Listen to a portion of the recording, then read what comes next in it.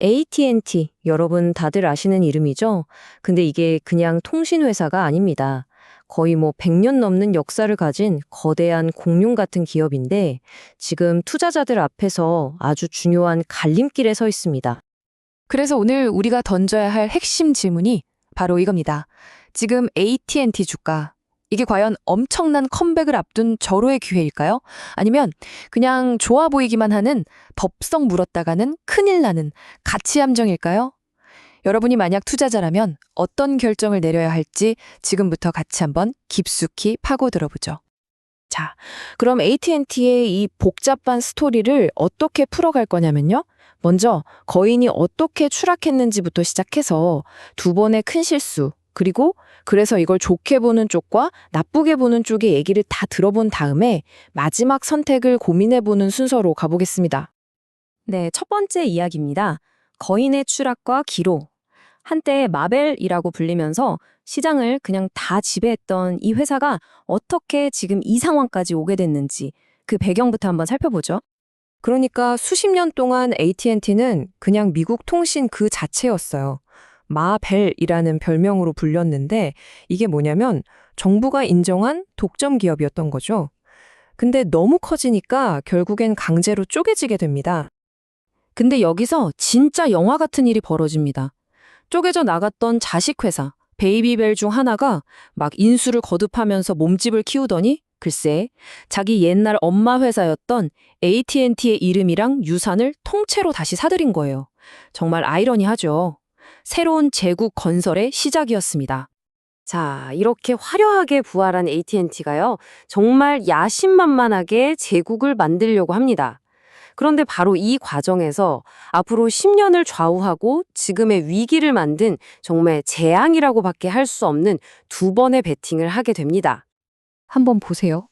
불과 몇 년 사이에 무려 1,300억 달러 이상을 썼습니다. 우리 돈을 얼마죠? 170조 원이 넘는 돈을 쏟아부어서 미디어 공룡이 되려고 한 거죠. 통신망도 우리 거, 그 안에서 보는 컨텐츠도 우리 거, 이런 생각이었던 겁니다.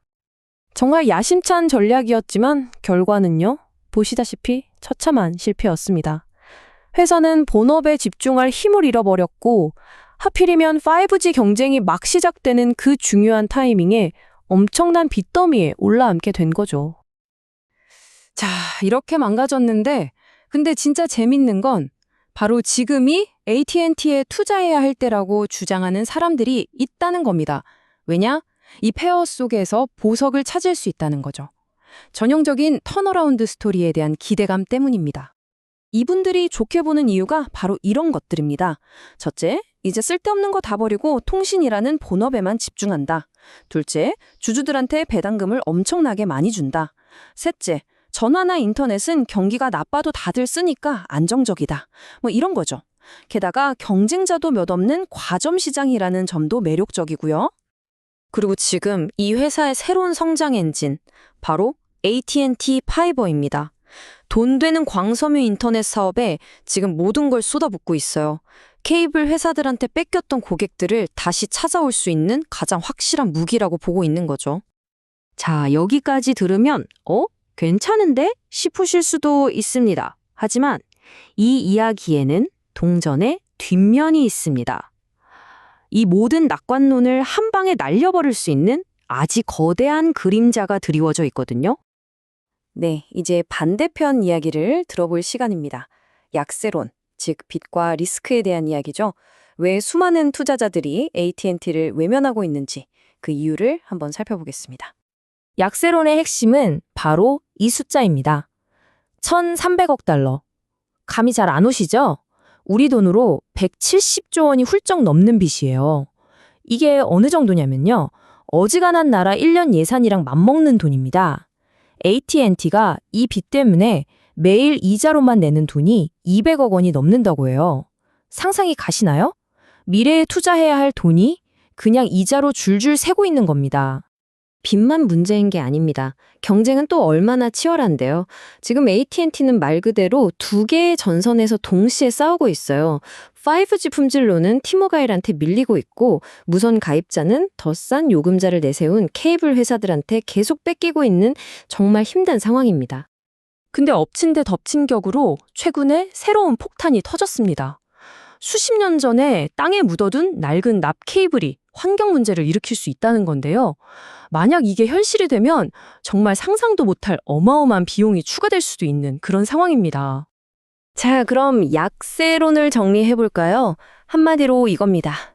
빚이 너무 많아서 발목이 잡혀 있고 경쟁은 너무 치열하고 심지어 과거에 묻어둔 시한폭탄까지 터질지 모른다. 이런 상황에서 과연 턴어라운드가 가능하겠냐는 거죠. 자, 이렇게 양쪽 얘기를 다 들어보니 어떻습니까? 정말 잠재력과 위험이 팽팽하게 맞서는 완벽한 딜레마 상황에 놓이게 되죠. 결국 투자자의 선택은 이 저울질에 달려 있습니다. 한쪽에는 높은 배당금과 안정적인 사업이라는 약속이 있고요. 다른 한쪽에는 어마어마한 빚과 치열한 경쟁이라는 위험이 있습니다. 여러분이라면 이 저울의 어느 쪽에 무게를 더 두시겠어요?